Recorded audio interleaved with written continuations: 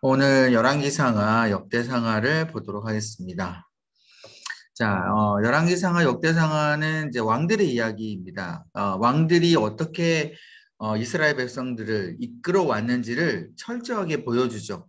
쉽게 얘기하면 역사서예요. 우리가 예전 첫 시간 때 구조를 배웠잖아요. 성경의 구조, 그죠? 역사서가 있고 모세오경이 있고 역사서가 있고 그리고 예언서가 있고, 그죠? 이런 시가서가 있고 이렇게 분류가 나누어진 중에 역사서예요. 여호수아 때부터 쭉 역사서가 이루어져 있는데 이 역사서라는 것 자체가 하나님께서 어떻게 이스라엘 백성들을 다스리기를 원하는지를 계속해서 쭉 보여줘요. 그 말이 무슨 말이냐? 이 역사서 내에는 하나님이 왕이에요. 근데 중요한 건 자꾸 인간의 왕이 어떻게 해요? 이스라엘 백성을 자기 마음대로 다스리려고 하는 역사들이 눈에 보이는 거죠. 모세 때나 이럴 때는 너무나도 하나님의 명령 가운데 순종하고 이스라엘 백성들을 잘 이끌어 왔는데 중요한 건 이제 여호수아가 죽고 나서 사사기 때부터 해가지고 자꾸 사사들이 있지만 어떻게 해요? 자기 소견에 오른 대로 행하였고 사사기가 끝나고 나서 룻기 그 다음에 이후에 사무엘상에서 누구예요? 사무엘이 나오긴 했지만 사울이 또 등장을 하기 시작합니다. 이제 우리가 사무엘상 우리가 배웠잖아요. 사무엘서에서. 그 사울이 등장해서 어떻습니까? 자기 마음대로 왕으로서 또 행동하기 시작을 하죠.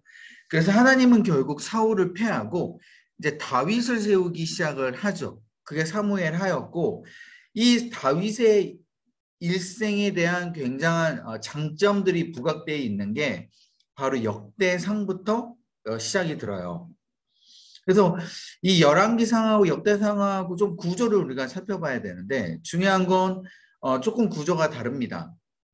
이 두 개 다 다윗 이후부터 해가지고 쭉 왕들의 이야기지만 역대상하는 다윗부터 해가지고 유다 중심으로, 그러니까 남이스라엘이죠. 남유다 중심으로 해서 왕들의 스토리가 쭉 중심으로 이루어져 있고 중요한 건 북이스라엘의 이야기가 거의 없어요. 그런데 열왕기상하는 어때요? 남유다와 북이스라엘의 이야기가 교차돼서 나오게 됩니다. 이거는 이제 조금 이따가 우리가 살펴보겠지만 그래서 여기 밑에 보시면 제가 왕조의 역사적 시기라고 해서 표를 지금 해놨는데 보세요. 사무엘 때부터 사무엘상부터 우리가 조금 앞서 제가 적어놨는데 사무엘상이 사무엘 중심으로 이루어져 있다면 이 40년을 다스렸고 그 다음에 사울도 40년을 다스렸어요. 이게 사무엘상에 나오고 사울이 죽고 난 이후부터 사무엘하가 시작되는데 다윗이 또 40년을 통치를 했습니다. 근데 이 다윗의 통치 기간의 이야기가 역대상이 들어간 거죠. 아까 말씀드렸듯이 역대상하는 유다, 남유다 중심으로 해서 스토리가 이루어졌기 때문에 다윗부터 끌어왔어요. 그 이유는 제가 조금 이따 설명드리고 아무튼 역대상은 다윗이 이렇게 기술이 됐고 또 다윗 아들이 누구였죠? 솔로몬이었죠. 솔로몬이 또 40년을 다스렸습니다. 여기는 열왕기 상이 들어가 있어요. 그러니까 열왕기 상부터 들어가면은 솔로몬 이야기부터 들어갔고 또 솔로몬 이야기는 역대하에 적어져 있습니다. 그러니까 보세요. 약간 좀 특이점이 뭐냐면 역대상은 다윗 중심, 또 역대하는 솔로몬 중심이에요. 그러니까 역대기만 보면. 그러니까 대부분 다윗과 솔로몬 어느 통치 시기예요? 이스라엘의 가장 강력한 시기라고 보시면 돼요. 왜 이스라엘의 가장 강력한 시기, 이 역대기에 거의 대부분 7, 8할에 할애해서 이렇게 기술을 해놨을까? 밑에 보시면 역대하, 뭐 남유다 북이스라엘 이제 나눠진 이후부터는 역대하는 대부분 그냥 빨리빨리 넘어가요. 다른 왕들은.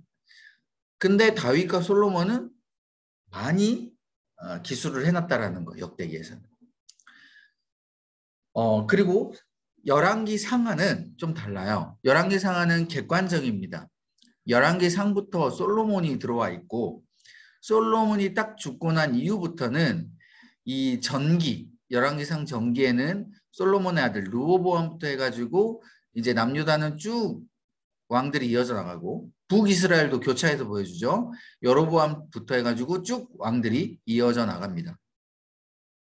이게 열왕기상 전기에서 먼저 보여주고 역대하도 보여주긴 하지만 조금씩만 이 왕들을 기술을 해놨다라는 것이죠. 열왕기하도 마찬가지예요. 남유다는 여호람부터 해가지고 이 시드기야, 그리고 북이스라엘, 아하시아부터 호세아, 이 북이스라엘에 대한 이야기도 열왕기하에는 자세하게 기술이 됐는데 역대하에서는 남유다, 북이스라엘 이 왕들에 대한 이야기가 있지만 그렇게 자세하게 기술은 하지 않았다라고 여러분들 이해하시면 돼요. 자, 그러면 왜 그럴까? 왜 역대기는 이렇게 다윗 솔로몬 중심으로 많이 기술이 됐고 밑에 왕들도 기술이 됐지만 왜 적게 기술이 됐으며 왜 열왕기 상하는 이렇게 분량을 객관적으로 다 공평하게 할애해서 남유다와 북이스라엘을 교차해서 보여줬냐? 자, 밑에 보시면요. 제가 주제를 적어놨어요. 자, 이스라엘 백성, 그러니까 남유다 북이스라엘이 멸망한 이후에 포로가 된 백성들이 자신들의 죄악을 깨닫고 회개를 하게끔 하려는 의미로 역사적인 사건 이수로 기술됐다라는 거예요. 북이스라엘, 남유다 갈라졌고 이스라엘 백성들이 예전과 같이 다윗과 솔로몬 같이 전성기가 없어졌어요. 그리고 결국은 마지막 왕 누구예요? 여기 남유다는 시드기야고 북이스라엘은 호세아 왕인데 이 왕들이 다 멸망하고 나서 이스라엘 백성들은 다 포로로 끌려갔죠. 북이스라엘은 아수르에 멸망이 됐고 남유다는 바벨론에게 멸망이 됐어요. 그 이후에 포로로 끌려간 백성들이 이제 옛날이요 하면서 옛날을 그리워한다는 거예요. 어떤 옛날? 다윗 시대 때, 솔로몬 시대 때. 그때는 우리가 그래도 최전성기였고 하나님의 축복을 많이 받았으며 하나님의 놀라운 은혜를 받았던 시기였는데 왜 지금 우리가 이렇게 포로 생활을 하게 됐는가? 옛날이요 하면서 굉장히 슬퍼한단 말이에요. 그래서 이스라엘 백성들이 무엇을 봅니까? 이 역대기를 보는 거예요. 역대기하고 열왕기 상하 이 두 개, 그러니까 총 4개 책이죠. 4개의 책을 보면서 당시에 이런 놀라운 하나님의 축복이 있었다라는 것을 깨닫게 되는 거예요. 근데 특별히 역대상하는 이게 더 컸어요. 이스라엘 백성들을 회개시키려고 하는 목적이 너무 컸어요. 그러다 보니까 남유다 중심으로 사실은 남유다가 하나님의 언약이 이루어져 있는 왕조거든요. 북이스라엘은 하나님의 언약에 서 있는 왕조는 아닙니다. 엄밀하게 따지자면. 자, 왜 그럴까요? 지금 보시면 자, 다윗 아들 솔로몬이죠. 솔로몬 아들이 누구예요? 르호보암입니다. 그러니까 남유다 왕. 여기 북이스라엘 왕 밑에 있는 여로보암은요. 솔로몬 아들이 아니에요. 그러니까 적장자가 아니죠.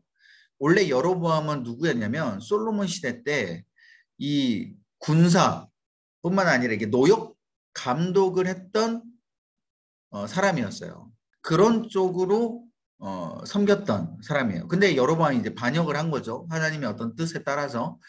그렇기 때문에 북이스라엘은요. 하나님의 어떤 혈통주의로 봤을 때 다윗 왕조가 결국 하나님의 그 선택된 왕조고 결국은 다윗의 후손인 예수님께서 나오셔야 되기 때문에 남유다가 혈통으로 봤을 때 하나님의 선택된 왕조고 북이스라엘은 아쉽지만 선택이 아닌 거죠.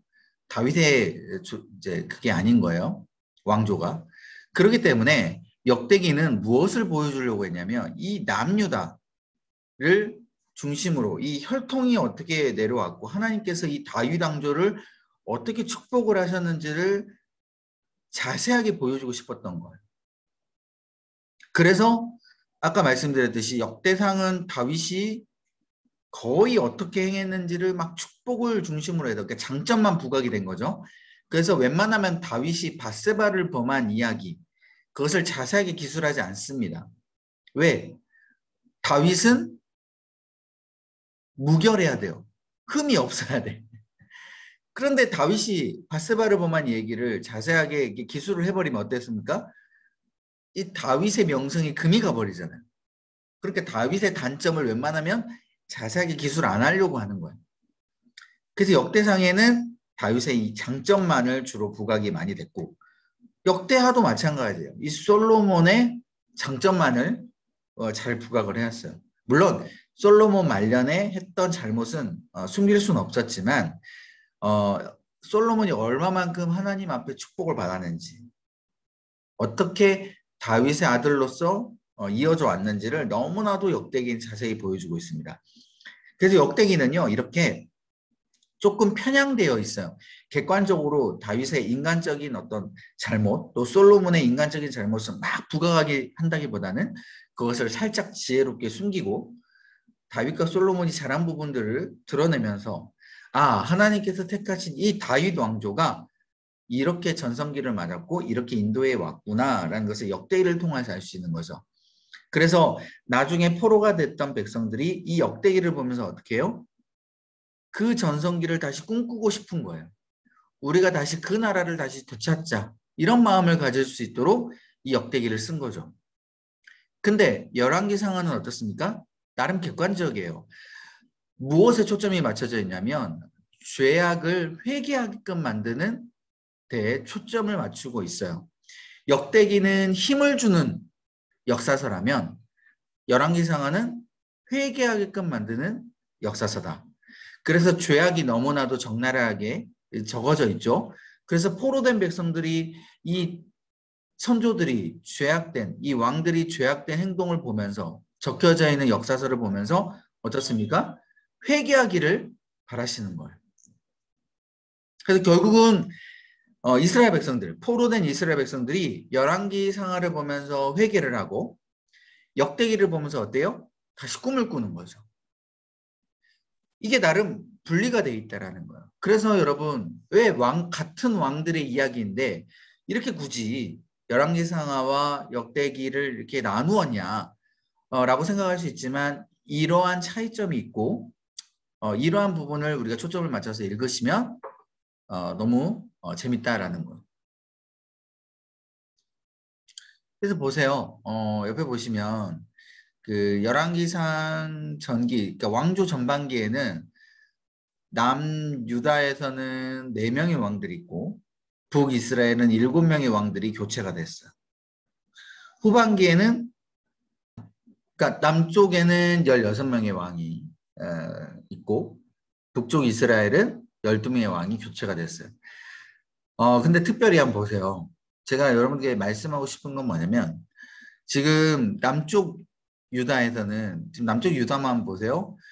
북쪽 이스라엘에 있던 이 슬러시 표시 있죠. 제가 슬러시 표시를 이렇게 북쪽 이스라엘에는 해놨는데 남쪽 유다에는 이 슬러시 표시가 없어요. 이 슬러시 표시가 무슨 뜻이냐면 왕조가 완전히 교체됐다는 뜻이에요. 여러분, 왕조가 교체됐다는 게 무슨 뜻이에요? 보통 왕이라고 하는 게, 내가 왕이 되면 그 다음 차기 왕은 누가 되는 겁니까? 내 아들이 되는 거잖아요. 내 아들이 왕으로 이어지고 또 그 다음 그 아들이 왕이 되고 이렇게 이어져야 되는데, 아까 말씀드렸듯이 남유다는 다윗의 아들들, 다윗의 왕조가 계속 아들이 왕이 됐어요. 그래서 지금 보시면 남유다 마지막 왕이 시드기야인데, 이 시드기야는 다윗의 후손입니다. 다윗 가문의 사람이에요. 근데 북이스라엘은 이 슬러시 표시는 뭐냐면 왕조가 다 교체가 됐어요.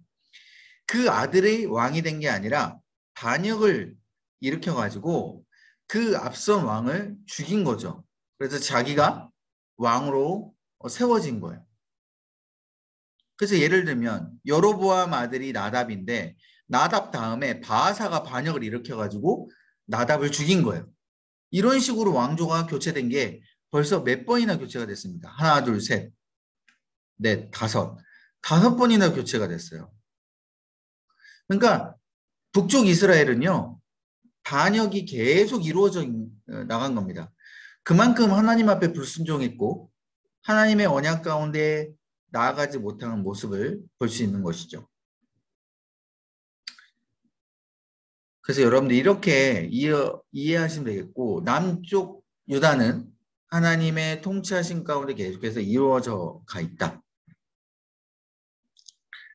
자, 그 전체 내용 의미를 보세요. 그래서 각 왕들의 역사를 통해서 결국 하나님을 따르는 왕은 하나님께서 지켜주신다. 근데 하나님을 따르지 않는 왕은 멸망하는 모습을 보여주는 것이죠. 왜 그러냐? 자, 보세요. 여기 좀 검정 진한 색으로 칠한 왕들이 있어요. 아사, 여호사밧, 그리고 밑에 히스기야, 요시야 이런 왕들. 이 남쪽 유다의 믿음의 4대 천왕이라고 불러요. 이들이 믿음을 잘 지켰어요. 여러분 잘 알고 있는 히스기야 정도는 알고 계시죠? 웬만하면 히스기야는 모르시지 않을 것 같고 요시야 정도까지도 여러분들 웬만하면 좀 들어보셨을 것 같아요. 근데 약간 아사나 여호사밧은 조금 생소하실 수 있는데 이런 왕들을 여러분 읽어보시다 보면 하나님을 나름 믿음으로 너무 잘 따랐던 모습들이 있어요. 그러니까 이들에게 하나님께서 굉장한 축복을 주신 것들이 굉장히 자세하게 기술이 되어 있습니다. 그리고 나머지 왕들은 이 무엇인가 조금 믿음이 부족하고 하나님을 잘 따르지 못한 부분이 있어요. 그러니까 수명이 짧다라든지 특별히 북이스라엘 같은 경우는 왕들이 반란을 일으켜가지고 왕을 죽이게끔 만드는 그런 하나님의 심판이 이루어진 것이죠. 이런 모습을 보면은 결국 야 하나님이 왕인데 너희들 자꾸 따르지 않을래 하나님께서 그렇게 심판하는 그런 모습을 우리가 보여주고요. 결국 이 왕의 영향이 이스라엘 백성들까지도 계속 미치게 되는 거예요. 여러분 한 리더가 얼마나 중요한지를 이 역사서를 보면 알 수 있어요. 왕이 하나님을 너무나도 잘 순종하고 말씀을 잘 따르면 그 당시의 백성들이 어때요? 잘 따르는 거예요. 하나님은. 근데 왕이 다른 이방신을 섬기고 하나님을 따르지 않으면 백성들도 덩달아서 같이 이방신을 섬기고 망해가는 거죠. 여러분 솔로몬 때도 잘 알지 않습니까? 솔로몬이 처음에 하나님을 정말 잘 섬겼을 때 이스라엘 백성들이 하나님을 너무 잘 섬겼어요. 근데 말년에 많은 그 이방 여인들을 결혼하고 궁에 데려오면서 이방신도 같이 섬기게 되어가지고 다른 이스라엘 백성들이 어떻게 해요? 같이 섬기는 거예요. 이방신들을. 이게 솔로몬 때부터 같이 계속 이루어져 나가는 거죠. 그 밑에부터. 그래서 얼마나 왕의 그 역할이 중요한지를 철저하게 보여줍니다. 이 역사를 읽다 보면. 이 가정도 마찬가지죠. 가정에서 가장도 엄마. 이게 아이들에게 영향을 너무나도 크게 미치는 거예요. 내가 어떻게 믿음 생활을 하고 하나님 앞에 나아가냐에 따라서 우리 가정의 믿음의 분위기가 달라져요. 이거는 아이들이 보고 다 따라하게 되는 거죠. 뭐 아이들이 없는 경우도 마찬가지예요. 부부가 한 사람이 어떻게 하나님을 따르고 나아가냐에 따라서 옆에 사람이 같이 덩달아서 영향을 받게 되는 것이죠. 이게 공동체 내에서도 다 마찬가지인 거예요. 자, 이런 걸 보여주면서 또 두 번째는 이 하나님이요. 당신이 택한 백성은 어떻게 끝까지 책임지시는지를 또 보여줘요. 여러분 보세요. 남유다라고 해서요. 완벽하게 다 이들이 믿음이 좋았던 건 아니에요. 거의 믿음의 4대 천왕 빼놓고요. 나머지 왕들이 그렇게 뭐 잘한 왕들이 없습니다. 특별히 그 빨간 왕들이 있죠. 제가 이거 빨간색으로 표현한 왕들이 있는데 여로보암, 아합, 남쪽도요. 이 므낫세 같은 왕들. 야 진짜 지독한 왕들이에요. 믿음이 아예 없고 하나님을 제대로 따르지도 않았던 왕들. 이런 왕들이 있음에도 불구하고 하나님은 끝까지 택하시고 참아주시는 거예요. 물론 징계는 하십니다. 이 왕들을 하나님께서 심판은 하세요. 그렇지만 이스라엘 백성들을 전체 버리지 아니하시고 끝까지 참고 회개하며 돌이키기를 참아주시는 것. 이것을 우리가 역사서를 보면서 알 수 있는 거고요. 결국 마지막에 보면 멸망은 합니다. 이스라엘 백성들이. 그죠? 시드기야가 두 눈이 뽑히고 이 바벨론에게 포로로 끌려가는 모습. 호세아, 아수르에게 멸망당하면서 그렇게 죽는 그 모습. 그런 모습을 보면요. 결국은 이제 멸망을 하지만 하나님께서는 결국 이들을 그래도 내가 끝까지 나중에 지금은 당장 포로가 되고 멸망당하지만 나중에 내가 이 이스라엘 백성들을 회복시켜 주실 것이다 라는 언약을 바로 또 해주세요. 특별히 남유다 같은 경우는 포로 생활 70년이라는 생활을 미리 이사야 때부터 그러니까 멸망당하기 전부터 하나님께서 예언하시고 그 70년이라는 정확한 시간을 공지까지 하셨어요. 그래서 결국 역사를 보면 70년 이후에 포로로 다시 돌아오게 되는 것이죠. 자, 그렇게 여러분들 이해하시면 되겠고 이 왕상하 보면은 남북 이스라엘 전체 역사를 아까 보여줍니다. 아까 말씀드렸죠. 근데 역대기는 남유다 백성들 위주로 보여주고 이들에게 다시 다윗 왕조를 재건할 수 있을지에 대한 의문에 대해서 힘을 주고 비전을 보여주는 것. 여기에 초점이 있다. 네, 전체 구성 47장 한번 보세요. 먼저 왕상부터 보시면 1장부터 11장까지는 솔로몬 왕국의 전성기를 보여주고 타락하는 모습을 보여줍니다. 일단 솔로몬이 시작이 됐는데 이 솔로몬이 왕이 됐고 그 이후에 솔로몬이 이제 타락을 하죠. 그러니까 왕상에서는 솔로몬이 잘한 부분이 나오긴 하지만 길게 끌고 가진 않아요. 가다가 타락을 해요. 그래서 그 중간에 이 아도니아가 그러니까 처음이죠. 처음에 아도니아가 막 반역을 하고 막 왕조를 어렵히다가 솔로몬이 이제 왕이 됐는데 솔로몬이 이제 하나님 앞에 일천번제를 드리고 자신을 왕으로 삼아 주셨으니까 하나님 앞에 감사합니다. 이런 것들을 이제 막 조금씩 보여주다가 갑자기 솔로몬이 이제 이제 하반기로 가서 타락하는 모습을 이야기를 합니다. 그래서 이때가 결국 하나님께서 이 이스라엘 백성들을 둘로 나누겠구나라는 이 심판의 말씀이 정확하게 나오게 되죠. 그러니까 솔로몬이 잘못해서 이스라엘 백성들은 비극을 맞이하게 되는 거예요. 그런데 다윗을 하나님께서 살펴보시고 솔로몬 때는 나라를 둘로 나누지 않다가 참다가 솔로몬이 죽고 난 이후에 이제 둘로 나누어 버리는 거죠. 그게 바로 이후에 르호보암과 여로보암으로 나누어지게 되는 겁니다. 뭐 밑에 제가 다윗의 아들이라고 해놓고 이렇게 적어놨는데 이거는 그냥 여러분들 말씀 읽다가 이 아들들이 이런 상황이었구나라는 것을 여러분들이 이해하시면 돼요. 그러니까 원래 솔로몬은 다윗의 장자가 아니죠. 근데 암논도 죽고 길르압도 죽고 압살롬도 죽고 아도니아도 반역하다가 죽고 그래서 그 이후에 이제 솔로몬이 왕으로 등극했다라는 이야기가 이제 여러분들 다윗의 이야기를 읽으면서 쭉 이해하실 거고요. 그 다음에 왕상 11장부터 22장까지는 이제 드디어 솔로몬이 죽고 남북이 분열이 됩니다. 이때부터는 이제 다윗의 왕조, 남쪽이 이제 중심으로 하나님의 역사가 이제 흘러가고요. 북쪽은 남쪽을 견제하는 도구로서 주로 많이 사용이 됩니다. 특별히 북쪽은 10개 지파가 머물게 되고요. 남쪽은 2개 지파, 유다하고 시므온이 자리 잡게 되는데 여러분 이 시므온 지파는요 굉장히 약한 지파예요. 그러니까 유다 지파에게 약간 뭐 이런 표현 좀 그렇지만 약간 꼽살이 끼었다 그럴까요? 약간 옆에서 빌붙는 그런 지파라고 여러분 생각하시면 돼요. 자, 그러니까 남쪽에는 유다와 시므온 지파가 있고 그 중간에 이 베냐민 지파가 약간 완충 작용을 해요.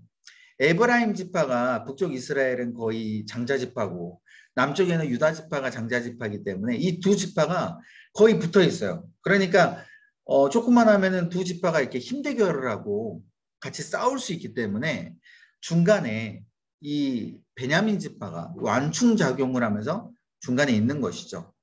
그래서 이런 식으로 계속 대치되면서 역사가 이루어져 나갑니다. 그래서 이제 북쪽은 새롭게 여로보암이 왕이 되면서 이 북쪽의 뭐 이런 데서 이 이스라엘 백성들이 원래 예루살렘에만 하나님을 섬기는 그러한 절기를 지켰는데 예루살렘 지역이 지금 어디냐면 남쪽이 있단 말이에요. 그러니까 남과 북이 나눠지게 되면서 절기만 되면 이 북쪽에 있는 이스라엘 백성들이 다 남쪽으로 오려고 막 대거 이동을 한단 말입니다. 그러니까 북쪽의 여로보암이 이 마음 가운데 좋지 않았어요. 지금 북쪽에 살고 있는데 왜 쟤들이 자꾸 절기만 되면 밑에 예루살렘으로 가려고 하냐. 그럼 그러지 마라. 안 된다. 그래서 위쪽에 단 지역에 재단을 만들어 놓고 이 절기되면 너희들 갈 필요 없다. 여기로 와라. 여기서 섬겨라. 라고 그렇게 여로보암이 만들어 버리죠. 이게 하나님 앞에서 굉장히 죄악이 됐어요. 하나님을 섬기는 것이 우선인데 우상을 섬기도록 그렇게 재단을 만들어 버렸기 때문이죠. 그래서 하나님의 심판이 이루어지게 됐고 특별히 여로보암 같은 이 죄악, 이방 신을 섬기는 이게 여로보암의 큰 죄악이 돼서 나중에 많은 왕들이 잘못을 저지르고 이방 신을 섬기는 그 죄악 가운데 행했을 때 여로보암과 같다. 여로보암과 같은 죄악을 저질렀다. 이런 이제 표현을 많이 쓰는 것이죠. 자, 이렇게 이루어지고요. 그다음에 왕하 1장 25장부터는 이제 후기 왕들의 똑같은 패턴들이 이루어지게 됩니다. 이제 아합 이후부터는 막 엘리야, 엘리사 같은 막 위대한 선지자들을 하나님께서 보내주셔요. 이게 후기 왕조인데 하나님께서 계속 기회를 주시죠. 야, 엘리야, 엘리사와 같은 이 선지자들이 너희들에게 계속 역사를 보여주고 하나님을 섬기는 것을 기적을 보여주면 너희들 좀 돌아와라 라고 기회를 주시지만 이 북쪽 이스라엘 왕들이 깨닫지 못해요. 그러니까 북이스라엘 위주로서 지금 기술이 되고 있어요. 왕하는. 그리고 남유다는 이 히스기야 이후부터는 정직하게 행하는 모습을 보여줍니다. 그리고 요시야 왕 때 종교개혁을 통해서 하나님을 섬기는 모습의 모범을 보여주죠. 요시야가 어떻게 합니까? 6월절을 지키기 시작을 해요. 그렇죠? 여호수아 때 이후부터 지키지 않았던 그 6월절 절기를 하나님 앞에 이제 지키기 시작을 합니다. 이런 종교개혁을 아마 보여줘 버려요. 이 말씀, 성경을 또 발견하게 되고 율법을 발견하게 되는 것이죠. 그래서 그때부터 율법을 지키고 하나님 앞에 놀랍게 나아가게 됩니다. 와, 이게 그러니까 남유다와 북이스라엘이 좀 차이가 나는 거예요. 북쪽은 굉장히 이제 암울한 시기, 남쪽은 그래도 나름 자기들이 개혁을 하고 하나님 앞에 나아가려고 하는 시기. 이게 왕하에서 보여주고자 하는 모습이에요. 자, 그다음에 대상을 보게 되면 이제 1장부터 29장. 이거는 이제 다윗 왕조를 위주로 보여주죠. 다윗 왕조가 어떻게 업적을 많이 남겼는지, 어떻게 하나님을 잘 섬겼는지를 제대로 보여줍니다. 특별히 역대상을 보면은 족보가 나와요. 아담부터 해서 아브라함, 다윗으로 이어지는 족보를 보여줍니다. 여러분 족보가 어떤 의미가 있다고 했죠? 하나님의 언약이 성취되는 것. 결국 하나님의 언약이 지금 혈통이 어디에 있는지를 보여주는 게 바로 족보의 큰 의미다라고 예전에 제가 말씀드렸죠. 자, 아담으로부터 하는 시작에서 다윗으로 이루어졌다라는 이 족보가 어떤 의미가 있습니까? 하나님의 선택된 혈통의 그 백성, 그 족보라는 거예요. 그래서 아담, 다윗, 예수님 이 혈통이 하나님께서 선택된 백성임을 보여주는 거예요. 그래서 이때부터 유대인들이 무슨 사상을 가지고 있습니까? 선민 사상을 가지고 있는 거예요. 그래서 여러분 우리 신약시대 때 넘어가면 이 유대인들이 선민 사상이 너무 뿌리 박혀서 이방인들을 어떻게 해요? 배척하잖아요. 또 특별히 사마리아인들을 그렇게, 그러니까 북쪽 이스라엘을 나중에 이제 사마리아인이라고 하는데 그들을 그렇게 멸시해요. 그렇죠? 왜? 그들은 다윗의 혈통이 아니라는 거예요. 그러니까 다윗과 아브람, 이 다윗 아브람 이 혈통, 이게 이들에게는 굉장히 큰 뿌리가 되는 겁니다. 그래서 이때부터 하나님을 섬기는 모습, 막 제사장이 세워지고 12지파가 어떻게 이루어졌는지, 또 특별히 사울왕도 있었잖아요. 근데 사울왕이 하나님 앞에 잘 섬기지 못하고 폐위가 되니까 사울왕도 짧게 간략하게 그냥 설명하고 넘어갑니다. 아까 말씀드렸죠? 안 좋은 것들은 웬만하면 보여주지 않으려고 해요. 잠깐씩 보여주려고 합니다. 그래서 다윗 왕조를 중점적으로 또 잘한 것을 중점적으로 그리고 특별히 다윗 왕조에서 이 다윗의 용사들을 막 언급하면서 자긍심을 불러일으킵니다. 아, 예전에 우리 다윗 왕조에 이렇게 많은 용사들이 있었고 엘리트들이 있었는데 또 다윗의 언약궤를 옮긴 이 치적들 또 하나님이 다윗에 대해 언약을 했던 부분들 말씀들 다윗이 또 어디를 가나 다른 나라 가운데 전쟁을 할 때 이겼던 승전 같은 경우들 이런 모든 다윗의 업적을 보면서 지금 포로된 이스라엘 백성들이 어떻게 생각하는 거예요? 자긍심을 느끼게 만드는 것이죠. 아, 우리가 지금 포로가 됐지만 예전에 다윗 왕조 때 이런 일들이 있었지라는 것을 깨우치면서 다시 한번 힘을 얻게 되는 겁니다. 그리고 역대하는 어때요? 1장부터 9장에 보면 이 솔로몬의 업적이 나오죠. 이 솔로몬, 다윗 이후에 솔로몬이 이제 왕으로 이어지고 전무후무한 부귀영화를 누리게 됩니다. 또 전무후무한 지혜를 얻게 되죠. 여러분 이걸 보면서 포로된 백성들이 지금 무엇을 생각해요?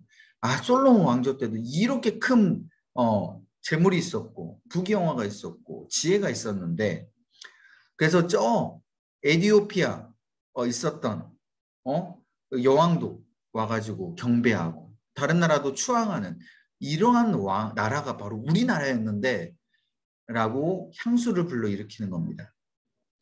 솔로몬이 다윗 왕조를 이어져 가는 게 전혀 부족함이 없다는 것을 보여주게 되는 것이죠. 그런데 솔로몬 말년에 하나님을 배반하는 일이 거의 나오지 않아요. 삭제가 돼요. 아까 말씀드렸죠? 안 좋은 일은 없앤다. 축소한다. 그래서 역대하는 나름 편향적인 이 역사서예요. 그리고 역대하 10장부터 보면 이제 솔로몬 이후의 왕들을 또 나타내게 됩니다. 솔로몬 이후에 남쪽 유다 왕들 위주로만 나와요. 북쪽 이스라엘 왕들은 나오지 않습니다. 그래서 남쪽 유다 왕들, 특별히 아사, 여호사밧, 히스기야, 요시야 이 4대 천왕 왕들을 중심으로 믿음을 어떻게 지켰는지를 이 역대하 10장부터 36장에서는 주로 많이 보여줘요. 그래서 여러분들 이 역대기를 읽어보시면 아시겠지만 아사, 여호사밧, 히스기야, 요시야 이 왕들은 웬만하면 성경책 한두 장 이상은 할애해서 적혀져 있습니다. 이 역대기에 보면. 다른 왕들은 그냥 짧게 문단식으로 짧게만 나와요. 그러니까 이스라엘 백성들이 포로된 이스라엘 백성들이 이걸 보면서 무슨 생각을 해요? 아, 우리도 이렇게 믿음을 지켰어야 됐는데 우리도 이렇게 지켜야지 이렇게 축복을 받는구나. 다시 한번 힘을 얻게끔 만들어 주는 거예요. 회복의 희망을 주는 것이죠. 그래야지 여러분 포로 생활을 70년 동안 지킬 수 있지 않겠습니까? 그렇죠? 그래서 이렇게 왕들에 대해서 쭉 보여줍니다. 그래서 북이스라엘과 남유다가 이렇게 갈라졌고 특별히 열왕기상하가 역대상하가 각자 초점을 가지고 보여주고자 하는 부분들을 지금 다르게 기술을 하고 있구나 라는 것을 이해하시면서 여러분들이 읽으시면 좋을 것 같아요. 물론 웬만하면 같은 왕들을 비교 대조하면서 읽으시면 사실 베스트긴 해요. 그러니까 예를 들면 여기 보시면 뭐 르호보암 왕이다. 뭐 르호보암 왕에 대해서 여러분들 지금 이 열왕기 상에도 나와 있고 역대하에도 나와 있잖아요. 그죠? 그러면 르호보암 왕을 적혀져 있는 열왕기 상을 먼저 보고 그 다음에 역대하를 찾아서 르호보암 왕이 어떻게 행했는지를 같이 비교하면서 읽으시면 더 풍성하고 재밌어요. 더 르호보암 왕에 대해서 자세하게 알 수 있는 거죠. 근데 여러분 이렇게 읽으려고 하면은 나중에 이제 넉다운 되실 것 같고 그냥 순서대로 쭉 읽으시되 왕들의 순서대로 읽으시되 앞선 열왕기상을 먼저 읽고 그 다음에 역대기를 나중에 빨리 중간에 끊기지 마세요. 그러니까 잊어버리니까 역대상하를 빨리 읽은 다음에 중간에 여러분들이 쉬어버리면 앞서 읽었던 이 르호보암이나 뭐 솔로몬 어떻게 기술했지 잘 기억이 안 나. 그러니까 비교 대조가 잘 안 되니까 먼저 읽으시되 텀을 두지 말고 또 이후에 역대기도 계속 쭉 읽으시면 너무 좋을 것 같아요. 그래야지 여러분들이 이해가 잘 되실 겁니다. 기도하겠습니다. 하나님, 우리 가운데 이 신실한 그 주님의 언약을 계속해서 기억하며 떠올리게 하여 주옵소서. 때로는 나조차도 나를 포기하고 싶고, 나조차도 이 장애물 가운데 정말 힘이 나지 않아서 하나님 앞에 기도조차 하기 어려운 환경에 정말 주님 앞에 나아가지 못한 때도 있었지만, 그럴 때마다 주님은 우리를 포기하지 아니시고 끝까지 우리를 붙드시는 그 주님을 우리가 다시 한번 기억합니다. 그 신실하신 그 주님을 우리가 믿고 다시 한번 주님께서 우리에게 주셨던 그 언약을 다시 한번 떠올리며 나아가오니 우리 가운데 함께해 주시고 우리가 끝까지 포기하지 않게 해주시며 사단이 우리 가운데 유혹하고 무너지게 할 때마다 그때마다 다시 한번 사단을 물리치게 해주시고 하나님의 온전한 이름으로 굳건히 서게 하여 주옵소서. 주님, 우리의 간절한 기도를 들어주시기를 소망합니다. 우리가 주님 앞에 기도할 때 우리의 기도가 들어주지 않는 이 절망적인 이 상황에서 우리가 정말 다시 한번 주님을 붙들었을 때 주님이 어떻게 역사하실지 우리가 다시 한번 그것을 경험하며 나아가게 해주시고 그 경험들이 쌓여서 이스라엘 백성들처럼 어리석게 행동하지 않게 해주시고 끝까지 아버지 주님을 신실하게 믿고 나아갈 수 있는 우리의 모습 되게 하여 주옵소서. 역대기를 통하여서 그 찬란했던 다윗의 왕조를 보여주셨던 것처럼 우리 가운데 우리 인생 가운데 하나님이 함께하여 주신 것을 그 우리 가운데 경험으로 알게 해주시고 보여주게 해주시고 또한 열왕기 상하를 통하여서 이스라엘 백성들의 그 죄악된 모습을 적나라하게 보여주셨던 것처럼 우리가 하지 말아야 될 행동과 하지 말아야 될 생각 마음들을 다시 한번 깨우치게 하여 주셔서 하나님 앞에 다시 한번 회개하며 끝까지 힘있게 또 붙들며 나아갈 수 있는 우리의 모습 되게 하여 주옵소서. 우리 성도님들 무더운 여름철에도 건강을 지켜주시고 영육간의 강건함으로 붙들어 주시고 온전히 주님 앞에 이 무더운 여름날 이 말씀을 붙들고 읽을 때마다 아버지 오늘 들은 이 주님의 은혜가 떠올리게 해주시고 다시 한번 주님의 말씀 가운데 힘있게 능력을 받고 나아갈 수 있도록 역사하여 주옵소서. 이 모든 말씀 예수님의 이름으로 간절히 기도합나이다. 아멘.